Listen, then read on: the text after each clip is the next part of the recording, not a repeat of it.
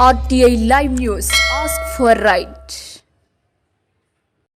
బంగ్లాదేశ్లో హిందువులపై దాడులు అరికట్టాలని జోగులాంబ గద్వాల జిల్లా వడ్డేపల్ల మున్సిపాలిటీలోని శాంతినగర్ పట్టణంలో రాజకీయ సంఘాల నాయకులు, ప్రజా సంఘాల నాయకులు, హిందూ సంఘాల నాయకులు విద్యార్థులతో ఐలమ్మ విగ్రహం నుండి ఎన్టీఆర్ విగ్రహం వరకు భారీ ర్యాలీ చేపట్టారు. బంద్ సందర్భంగా పట్టణంలోని వ్యాపార, వాణిజ్య సంస్థలు మూతపడ్డాయి. ఈ కార్యక్రమంలో హిందూ సంఘాలు మాట్లాడుతూ దాడులకు పాల్పడుతున్న అల్లరి మూకలను కఠినంగా శిక్షించాలన్నారు.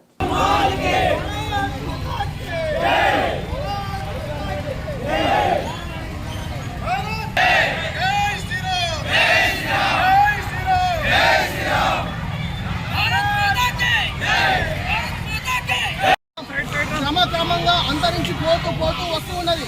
ప్రపంచంలో అనేక దేశాల్లో, పాకిస్తాన్లో ఒకప్పుడు 40% ఉన్నటువంటి హిందువులు నేడు 5% వచ్చేసారు.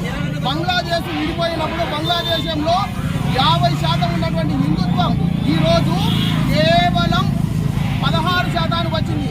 ఆ జరిగిన ఈ ప్రభుత్వం ఆ దేశంలో ఉన్నటువంటి శాంతిబద్ధమైన కారణాల వల్ల, ఆ దేశంలో ప్రభుత్వం మార్పిడి వల్ల అనేక లక్షలాది మంది హిందువులపై కూచకోదలు, దారుణాలు, దుర్మార్గాలు, దోపిడీలు, మహిళలపై దౌర్జన్యంగా అత్యాచారాలు చేస్తూ ఆ దేశంలో భయభ్రాంతులకు గురి చేస్తున్నారు హిందువులను.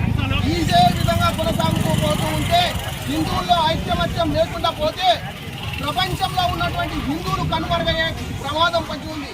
మనమందరం ఈరోజు అందరం కలిసికట్టుగా హిందూ ధర్మం కోసం, మనం ఎన్నో కులాలు ఉండొచ్చు, హిందూ ధర్మంలో ఎన్ని కులాలున్నా ఉండని, ఏమైనా ఉండని, ఎవరి వర్గాలు ఎలాగైనా ఉండని, కానీ హిందువుకి ఎప్పుడైనా ఆపద వచ్చిందంటే ప్రతి ఒక్క హిందువు అందరూ కలిసి ఐక్యాను మరి ఏ దేశంలో ఇంకా ఎప్పుడూ జరగకుండా ఇటువంటి నిరసన కార్యక్రమాలు చేపట్టి హిందువులందరినీ జాగృతం చేసి, హిందువులందరూ ఇప్పటికైనా మేలుకొని హిందూ ధర్మాన్ని రక్షించడం కోసం, హిందూ ధర్మాన్ని కాపాడడం కోసం మనమందరం ప్రయత్నం చేస్తూ ఉండాలి.